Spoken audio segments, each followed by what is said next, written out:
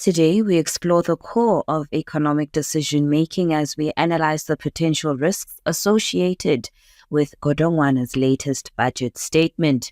Will South Africa's economy thrive or falter? Could he pose a significant risk? Molini, and welcome to yet another episode of Conversations with Lankosi. Now, this is the news commentary section where we will be offering insightful commentary and exploring various perspectives on the stories that shape our world. Enoch Godongwana, the finance minister, recently unveiled a budget that heavily relies on private sector support to boost economic growth. While this approach may seem promising on the surface, it raises concerns about, the sustainability and inclusivity of the country's economic recovery. Let us get into this opinion piece by Me Ompile Mautwe. The medium-term budget policy statement presented by the Minister of Finance Enoch Godongwana on Wednesday in the National Assembly spells disaster for the future of South Africa. In his statement, Godongwana claims that the economic policy path aims to maintain macroeconomic stability, implement structural reforms, build state capacity, and support growth-enhancing public infrastructure.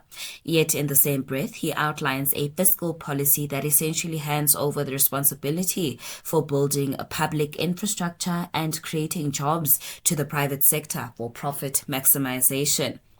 Godongwana, in a desperate attempt to send correct signals to the market, seems convinced that South Africa's path to economic growth lies with the private sector. Yet this is the same private sector the former Liberation Movement, the African National Congress, previously criticized for hoarding cash rather than investing in productive sectors to create jobs.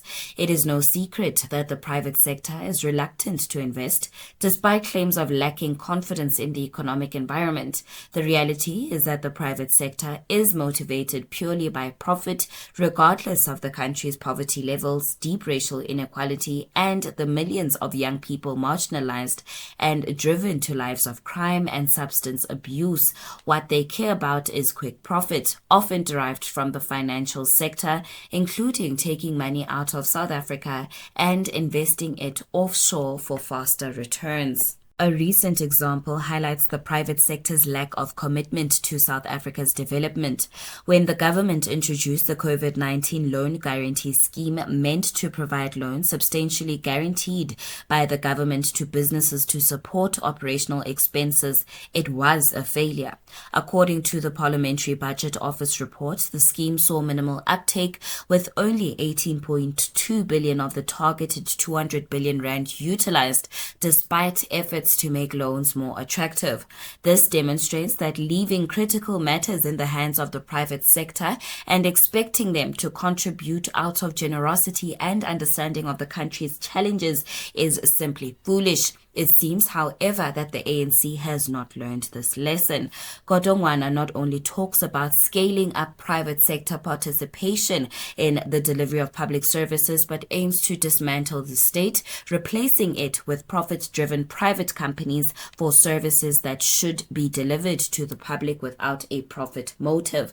His entire statement was filled with phrases such as private sector investment, private operators, private sector participation, and private sector financing. If anything, his address sounded more like a marketing brochure for the World Economic Forum or for financial markets at institutions like BlackRock Asset Management, where Godongwana has been a regular guest since becoming finance minister.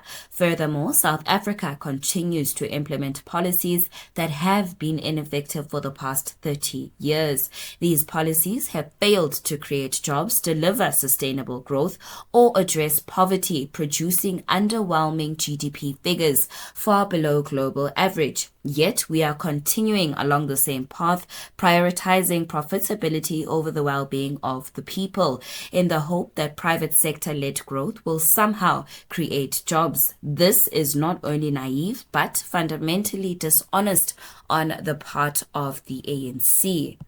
This approach was unfortunately expected. The unholy alliance between the racist Democratic Alliance and the former liberation movement under the guise of a government of national unity is nothing more than a grand coalition led by the DA. It was no surprise that Godongwana received the loudest applause from the DA caucus, as the DA and ANC share the same neoliberal policies that benefit a few at the expense of the majority. These policies keep black people in rural areas and informal settlements trapped in poverty as cheap labor, while wealth accumulates in the hands of a few. The medium-term budget policy statement is the first official joint neoliberal economic policy statement of the ANC and DA. And it confirms that these two parties share the same destructive vision for South Africa.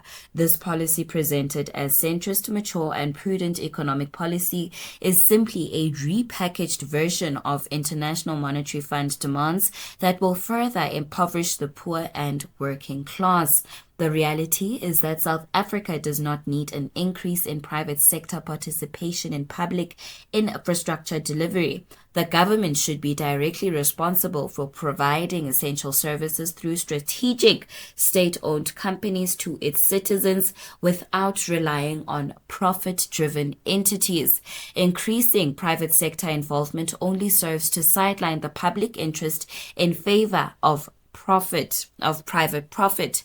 South Africa does not need private sector investment because it is generally focused on short-term speculative markets that do not support the long-term economic transformation the country needs. Private sector investments are frequently directed towards projects with quick returns, often in financial markets or offshore investments, rather than in building sustainable industries or supporting economic equality. The country cannot rely on entities that prioritize dividends and shareholder returns over addressing deep-seated socio-economic issues. South Africa does not need private sector financing to fulfill its obligations to its citizens. The state has a constitutional obligation to provide basic services, develop infrastructure, and support economic growth for all. When the state finances infrastructure, it ensures these projects serve the public good. However, involving the private sector leads to a focus on cost recovery, excessive tariffs, and profit maximization, which place essential services out of reach for many. For example, electricity prices continue to rise as state-owned enterprises are pressured to operate like private companies. The state should focus on funding infrastructure directly to ensure affordability and accessibility.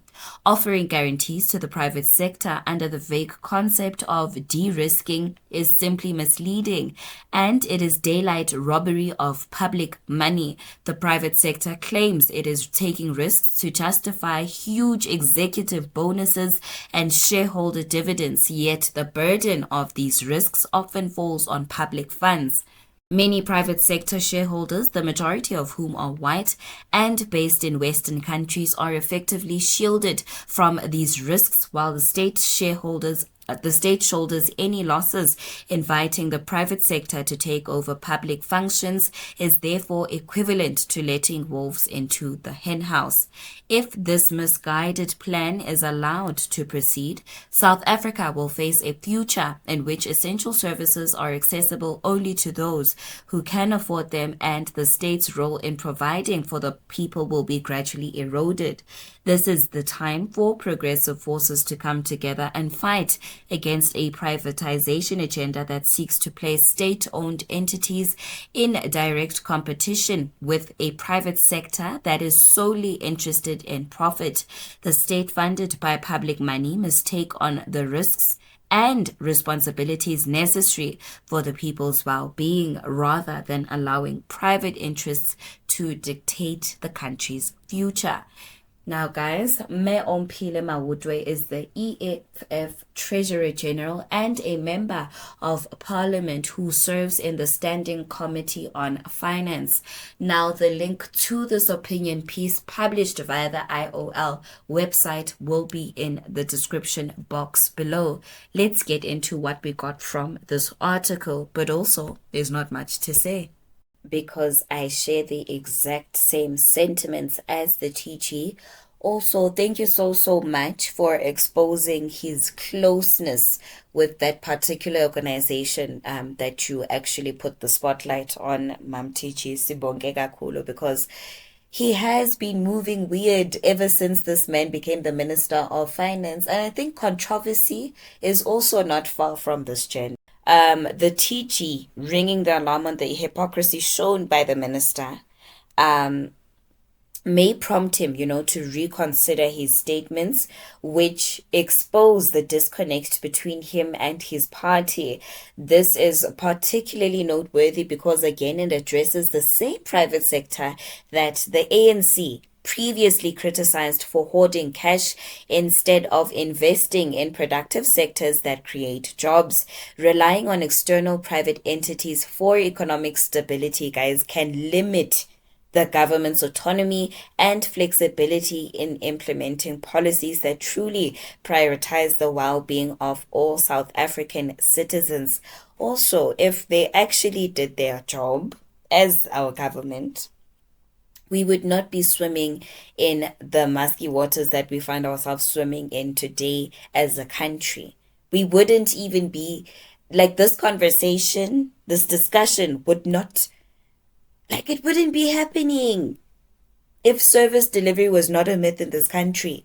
So with that being said, I share the same sentiments expressed by the TG, and I want to emphasize how the Minister of Finance's statement aligns more closely with, the policies of the DA than with those of the ANC. This perspective allows us to view the GNU facade through a different lens rather than the one presented by those who stand to benefit from it. Because again, the GNU was not formed for all of us, but for a certain group. While exploring assistance from the private sector may seem like a promising approach to addressing South Africa's struggling economy, it is important to recognize that Godongwana's medium-term budget policy statement may not fully address the long-term consequences of such a strategy. To build a stronger future, we can encourage citizens to stay informed and actively engage in economic discussions that influence our society by fostering a culture of questioning, learning, and advocacy for inclusive policies. We can work together to create solutions that benefit everyone. That marks the end of today's video. Thank you so much for lending your eyes and ears. I hope that you found today's video informative. Please do not forget to click on that subscription button or light the little notification bell so that you do not miss out on any new uploads. Enkosini.